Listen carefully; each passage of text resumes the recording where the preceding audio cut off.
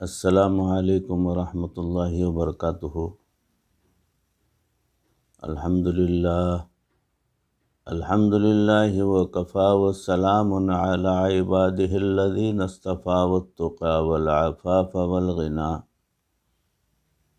قال اللہ تبارک وتعالی فی القرآن المجید والفرقان الحمید۔ فاعوذ باللہ من الشیطان الرجیم۔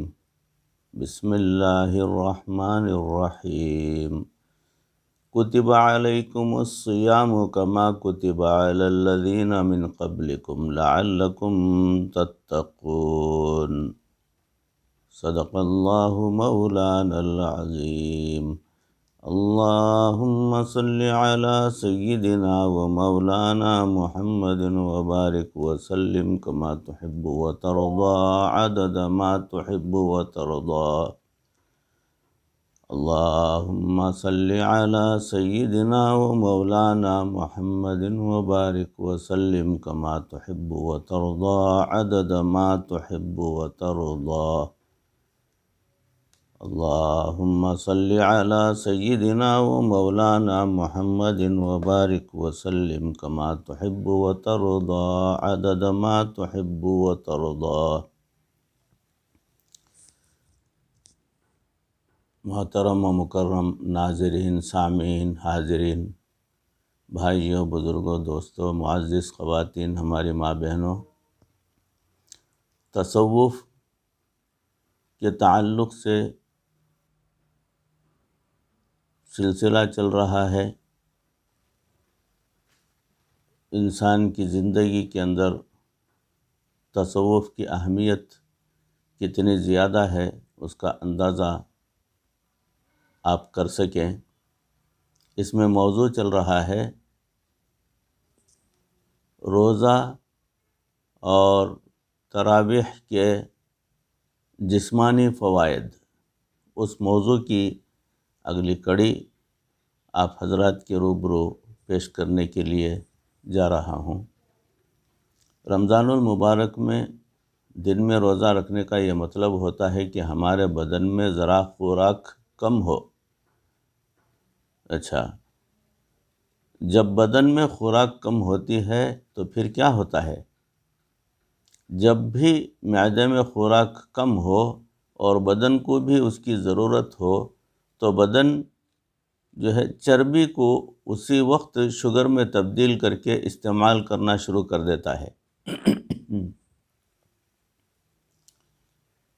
یہ میڈیکل سائنس باقاعدہ اس کو اپروو کر چکی ہے اور مانتی ہے۔ یہ اسٹیرائڈس ہوتے ہیں جو بدن کے اندر جنریٹ ہو جاتے ہیں اور وہ انسان کی چربی کو شوگر بنا دیتے ہیں اور وہ پھر انسان کے بدن میں استعمال ہونا شروع ہو جاتی ہے۔ اس لیے جب انسان بھوکا رہتا ہے تو اس کی چربی پگھل رہی ہوتی ہے اور اس کا جسم سمارٹ ہو رہا ہوتا ہے۔ اس لیے جو لوگ سلمنگ کلب میں جاتے ہیں اور پھر بھی ان کا جسم ہلکا نہیں ہوتا، ان کو چاہیے کہ وہ نبی صلی اللہ علیہ وسلم کی اس مبارک سنت پر گھر بیٹھ کر ہی عمل کر لیں۔ انہیں سلمنگ کلب جانے کی ضرورت ہی نہیں پڑے گی، بلکہ ان کی فیٹ جو ہے چربی اپنے آپ ہی پگھلتی چلی جائے گی۔ ایک تو رمضان المبارک میں روزے رکھوائے گئے اور دوسرا رات کو تراویح کا حکم دیا گیا۔ ذہن میں سوال پیدا ہوتا ہے کہ تراویح کے روحانی فائدے تو ہیں، اس کے جسمانی فائدے کیا ہیں؟ تو بھائی نماز کے روحانی فائدے تو بے شمار ہیں، ان کے ساتھ ساتھ اس کے جسمانی فائدے بھی ہیں۔ نماز ایک قسم کی ایکسرسائز ہے۔ ڈاکٹرز 10 سال پہلے کہتے تھے کہ جاگنگ کیا کریں، یعنی بھاگا کریں۔ پھر ثابت ہوا کہ جاگنگ زیادہ کرتے ہیں بڑھاپے میں ان کے پاؤں کی ہڈیاں پرابلم کرتی ہیں، لہٰذا اب ڈاکٹر آہستہ آہستہ برسک واک کرنے کا کہتے ہیں، برسک واک ذرا تیز چلنے کو کہتے ہیں۔ ڈاکٹر کہتے ہیں کہ یہ انسان کے لیے سب سے زیادہ فائدہ مند ہے۔ اللہ تعالیٰ کی شان دیکھیے کہ برسک واک یعنی ذرا تیزی کے ساتھ چلنا بھی میرے محبوب صلی اللہ علیہ وسلم کی مبارک سنت ہے۔ حدیث پاک میں آیا ہے کہ اللہ کے محبوب صلی اللہ علیہ وسلم ایسے چلتے تھے جیسے کوئی اونچی جگہ سے نیچی جگہ کی طرف تیزی کے ساتھ اتر رہا ہوتا ہے۔ یہ میرے محبوب صلی اللہ علیہ وسلم کی سنت ہے، اور آج دنیا نے بالآخر دھکے کھا کھا کر دنیا کے فائدے کی خاطر میرے محبوب صلی اللہ علیہ وسلم کی سنت کو اپنا لیا ہے۔ پھر ڈاکٹروں نے کہا کہ یہ جو ہم دن میں ایک بار برسک واک کرتے ہیں یہ بھی اتنی فائدہ مند نہیں ہے، یہ دن میں کئی مرتبہ کرنی چاہیے۔ اب یہاں سوال یہ پیدا ہوتا ہے کہ بندہ ہر وقت واک ہی کرتا رہے اور کوئی کام نہ کرے۔ انہوں نے کہا جی نہیں، انسان اتنی ایکسرسائز کر لے جس سے اس کی ہارٹ بیٹ تھوڑی سی تیز ہو جائے، اور جو فلوئڈ سیال مائع انسان کے اندر بلڈ کی شکل میں بہہ رہا ہے اس کی مقدار بڑھ جائے، تاکہ یہ پوری شریانوں کو یعنی وینس کو صاف کر دے۔ انہوں نے کہا کہ چند مرتبہ ایکسرسائز کرے، اگرچہ تھوڑی ہی ہو۔ اگر وہ لوگ دن میں 5 مرتبہ نماز پڑھنے کے عادی ہوتے ہیں تو ان کو ایسی ایکسرسائز کے بارے میں سوچنے کی ضرورت ہی نہیں پڑتی۔ ہمارے ایک دوست جاپان گئے، وہاں ایک جگہ پر ایک کمپنی کے بورڈ آف ڈائریکٹرز کی میٹنگ تھی۔ انہوں نے بھی اس میٹنگ میں شمولیت اختیار کی۔ وہ کہنے لگے کہ 8-10 گھنٹے کی میٹنگ تھی۔ اس میٹنگ کے دوران وہ 1-1.5 گھنٹے کے بعد کھڑے ہو جاتے اور اپنی کرسی کے ساتھ ہی کوئی بازو ہلا رہا ہوتا، کوئی نیچے جا رہا ہوتا، کوئی تھوڑا سا آگے پیچھے ہو رہا ہوتا، گویا وہ کھڑے کھڑے ہاتھوں سے لائٹ ایکسرسائز کرتے اور بیٹھ جاتے۔ اس میٹنگ کے دوران انہوں نے 3 مرتبہ بریک لے کر یہ ایکسرسائز یعنی ورزش کی۔ وہ کہنے لگے کہ میں نے ان سے پوچھا کہ آپ یہ کیا کر رہے ہیں؟ وہ کہنے لگے کہ ہمارے ڈاکٹر اس نتیجے پر پہنچے ہیں کہ دن میں 1 مرتبہ ایکسرسائز کرنے کی بجائے چند مرتبہ لائٹ ایکسرسائز کر لی جائے تو اس کا فائدہ زیادہ ہوتا ہے۔ یہ سن کر وہ کہنے لگے کہ میں نے انہیں کہا، او اللہ کے بندو، تم یہ جو تھوڑی دیر کے بعد چند منٹ کی ایکسرسائز کرتے ہو، اگر اس کے بجائے تم دن میں 5 مرتبہ نماز پڑھ لیا کرو تو آٹومیٹک ایکسرسائز ہو جائے گی۔ اب دیکھیے کہ ایک مومن بندہ اللہ تعالیٰ کا حکم سمجھ کر یہ عمل کر رہا ہوتا ہے اور وہ مفت میں جسمانی فائدہ حاصل کر رہا ہوتا ہے، حتیٰ کہ کوئی ان پڑھ بندہ جو پہاڑ کی چوٹی پر رہتا ہے اسے کچھ پتہ نہیں کہ نماز میں میرا جسمانی فائدہ کیا ہے، لیکن اگر وہ بھی پابندی کے ساتھ نماز پڑھتا ہے تو اس کو بھی جسمانی فائدہ مل جاتا ہے۔ افسوس کہ ہمارے کئی نوجوان پابندی سے نماز نہیں پڑھتے، اور جو پابندی کرتے ہیں ان کو عبادت کا ثواب بھی مل جاتا ہے اور ان کی ورزش بھی ہو جاتی ہے۔ ہم ایک مرتبہ واشنگٹن میں میوزیم کے اسپیس میوزیم دیکھ رہے تھے۔ ہمیں وہاں ایک ڈاکٹر صاحب ملے، انہوں نے ہمارا مسلمانوں والا حلیہ دیکھا تو بات چیت شروع کر دی۔ وہ مجھے کہنے لگے کہ جو مسلمانوں میں زیادہ عبادت گزار ہوتے ہیں ان کے چہرے پر نور ہوتا ہے۔ میں نے کہا جی بالکل، صلحاء کا نور ہوتا ہے۔ وہ کہنے لگے کہ اس کی ایک وجہ ہے۔ میں نے پوچھا کیا یہ وجہ ہے؟ وہ کہنے لگے کہ انسانی جسم کے وہ اعضاء جو دل سے نیچے ہیں ان میں دل کے لیے بلڈ پہنچانا آسان ہوتا ہے، اور جو اعضاء دل سے اوپر ہوتے ہیں ان میں بلڈ پہنچانا دل کے لیے مشکل ہوتا ہے، اس لیے سر میں جتنا بلڈ جو ہے فلڈڈ بلڈ جانا چاہیے اتنا نہیں جاتا۔ مسلمان لوگ جب نماز پڑھتے ہیں تو سجدہ بھی کرتے ہیں، سجدے میں ان کا سر اور چہرہ نیچے ہوتا ہے اور دل اوپر ہوتا ہے۔ یہی ایک ایسی صورت ہے کہ جس میں یہ فلڈ ہو کر انسان کے سر، چہرے اور پوری جلد کے اندر جا رہا ہوتا ہے۔ پھر وہ کہنے لگے کہ اگر ذرا لمبا سجدہ کریں تو چہرے کے اندر خون محسوس ہوتا ہے۔ میں نے کہا وہاں؟ جی ہاں، بالکل ٹھیک۔ پھر انہوں نے کہا کہ یہ بلڈ کی سرکولیشن جو ہر روز چہرے پر فلڈ ہو رہی ہوتی ہے، یہ انسان کے چہرے کو تر و تازہ بنا دیتی ہے۔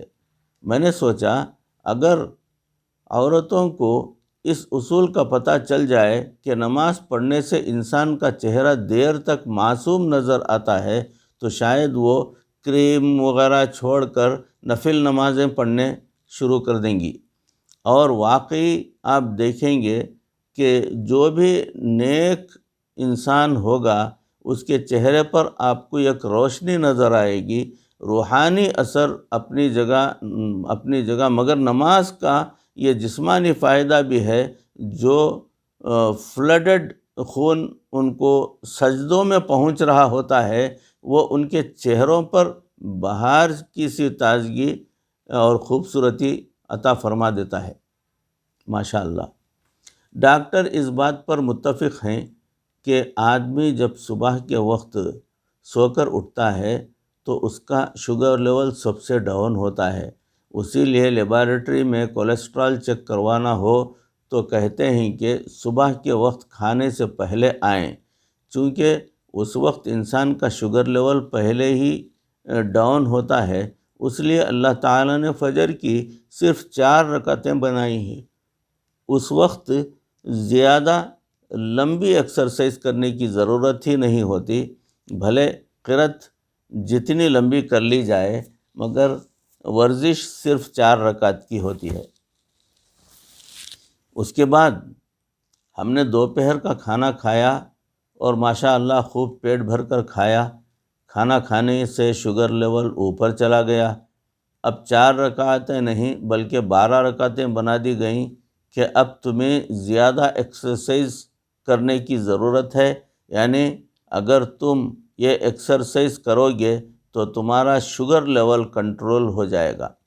جب 12 رکعتیں یعنی ظہر کی پڑھنے سے شوگر لیول کم ہو گیا تو پھر عصر کی نماز میں 4 رکعتیں آپشنل بنا دی گئیں کہ اگر تم چاہو تو پڑھ لو ورنہ کوئی بات نہیں، صرف معاف کر دیں گے، اور باقی 4 فرض قرار دی گئیں، یعنی 4 فرض تو ضرور پڑھنی ہی ہے۔ اگر 4 فرض سے پہلے 4 رکعت سنت اگر پڑھ لیتا ہے تو ماشاءاللہ اس کے لیے اور زیادہ بہتر ہے۔